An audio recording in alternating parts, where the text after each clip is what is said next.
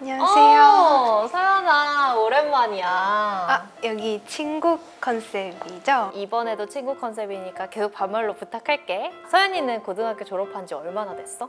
나 올해 졸업했어. 너무 부럽다, 일단. 그러면 서연아 혹시 학교 다닐 때 도핑이나 마약 같은 거 주변에 친구들이 했다는 얘기 들어본 적 있어? 아니, 나는 한 번도 못 들어봤어. 그치. 근데 오늘은 서연이 또래 친구들이 있었던 사건을 얘기해 주려고 해. 내 또래? 무슨 이야기야? 대한민국에서 어른들이 피고용자가 되고 학생들이 고용자가 됐던 일들이 있었어. 스타트업이긴 스타트업인데 매출이 1년도 안 돼서 3명이서 억 단위로 수익을 챙겼대. 되게 부러운데? 어떤 사업이래? 이 사업이 공부방으로 위장해서 사무실을 운영하고 어른들을 고용해서 이용했어. 그게 무슨 소리야? 공부방으로 위장하다니? 오늘 해줄 얘기가 마약 스터디, 중독된 교실, 그리고 마리화나 일화야. 2021년 10월 인천에서 평범하게 학교를 다니면서 학원에서 공부를 하던 A군이 학원에서 B군, C군과 친분이 쌓이면서 부쩍 가까워지기 시작했어. 이 학원에 같이 다니던 3명의 고등학생이 학업에 충실한 모범생이었거든.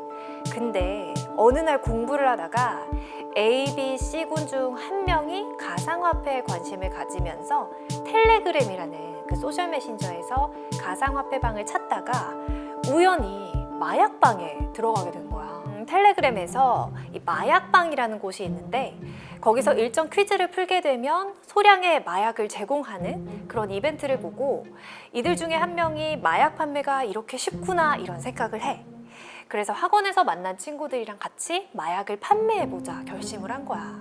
그래서 고등학생 3명 친구들이 텔레그램으로 마약을 공급책한테 매입해서 이걸로 사업을 하기로 마음을 먹게 된 거지.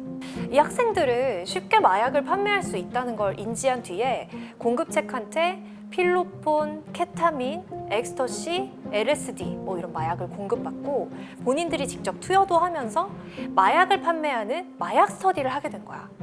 근데 이게 진짜 큰 문제인 게 학생들이 마약을 살 수 있을 정도면 지금 마약 가격이 진짜 저렴하다는 거잖아.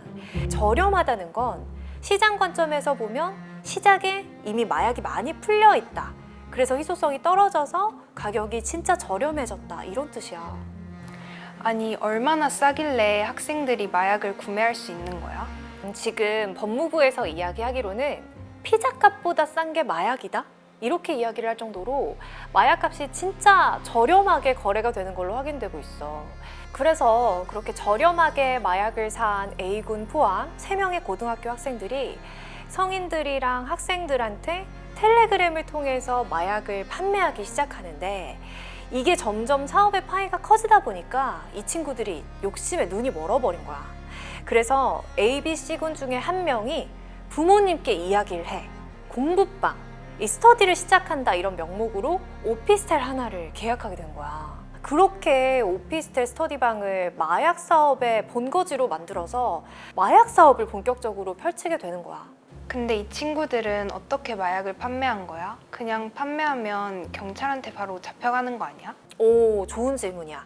본인들이 직접 거래를 하러 나가면 경찰에 잡힐 수도 있다는 걸 알고 그 던지기라는 방식으로 사업체를 운영했어. 공급책한테 마약을 저렴하게 구매해서 학생들이 텔레그램에 접속해서 이 마약이라는 특정한 단어를 쓰지 않고 뭔가 유추만 할 수 있게 글을 작성해서 올린 다음에 구매자가 발생을 하면 특정 장소에서 거래하자 이렇게 메시지를 남겨서 구매자와 거래하기로 한 그 장소에 마약을 숨겨놔라 지시를 하면서 거래를 이어간 거지. 이렇게 비공식적으로 판매자가 나타나지 않고 어떤 장소에 물건을 숨겨놓은 다음에 찾아가는 형태를 던지기라는 형태라고 이야기를 해. 이뿐만이 아니야. 이들 중에 2명은 한 명한테 판매 신상을 공개하겠다고 협박을 해서 3천만 원이 넘는 가상화폐로 마약을 다시 구매해서 판매하기도 했어. 근데 어떻게 이런 일을 부모들은 모르고 있었을까? 이 학생들이 2022년 5월에 불구속 수사를 했는데도 수능을 치르고 전원 대학에 합격까지 하면서 뭔가 대외적으로는 굉장히 모범생의 모습을 위장을 했다 보니까 결국엔 아무도 몰랐던 것 같아. 그럼 이 친구들은 어떻게 되는 거야? 검찰 관계자 말에 따르면 사회초년생 초범이라고 하더라도 마약 유통 범행을 주도하면서 다수의 투약자에게 마약을 판매하는 행위를 한 경우에는 선처 없이 엄벌할 계획이라고 입장을 발표했어. 이렇게 10대 친구들한테도 쉽게 노출되고 있는 마약이 스포츠계에서도 빼놓을 수 없는 존재야. 스포츠에서도? 나라별로, 특히 미국 같은 경우에는 주별로 마리화나 대마초, 즉 칸나비스 같은 마약 복용이 합법인 곳도 있지만 와다에서는 경기 기간 중 금지 약물로 지정을 해서 관리하고 있거든. 금지 약물 목록은 크게 3가지 기준에 맞춰서 진행해. 경기력을 향상시키거나 향상시킬 가능성이 있는 성분, 선수의 실제 또는 잠재적인 건강 위험을 내포한 경우, 혹은 스포츠 정신에 위배될 경우. 일단 칸나비스 성분은 경기 중에 잠재적인 건강 위험을 초래하고 스포츠 정신을 위반하기 때문에 와다는 금지 약물 목록에 포함하고 있어.